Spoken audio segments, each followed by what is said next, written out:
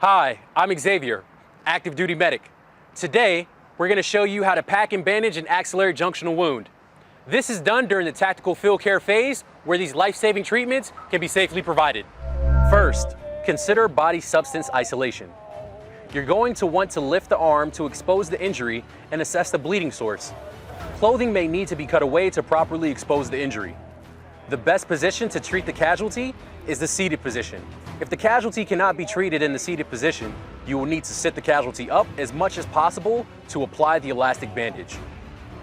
If possible, apply direct pressure to the source of the most active bleeding. Using the casualty's joint first aid kit or JFAC, remove the hemostatic gauze from its sterile package. If hemostatic gauze or a dressing is not available, use a clean, dry cloth material. Next, extend the casualty's arm at a 90-degree angle by placing it on your shoulder to maintain elevation of the arm while proceeding through the remaining steps. Now, pack the axillary wound tightly with hemostatic gauze until the wound cavity is filled, finishing the packing within 90 seconds. More than one gauze may be required to stop the blood flow. And remember, if a penetrating object is lodged into the casualty's body, bandage it in place. Do not remove the object. Ensure the gauze extends 1 to 2 inches above the skin. If the gauze does not extend 1 to 2 inches above the skin, place additional gauze.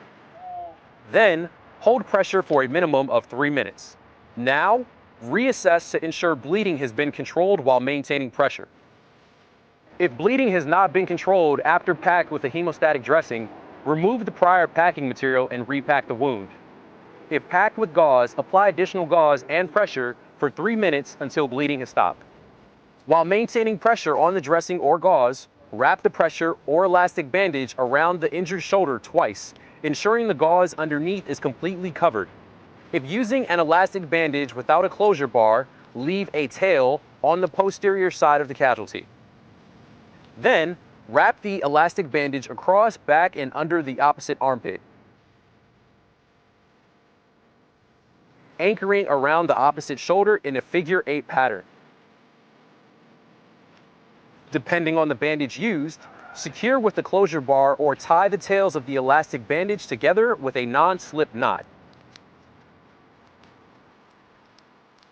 Next, secure pressure or elastic bandage tails and knot using 3-inch tape, wrapping the tape a minimum of 1 to 1.5 times around the knot.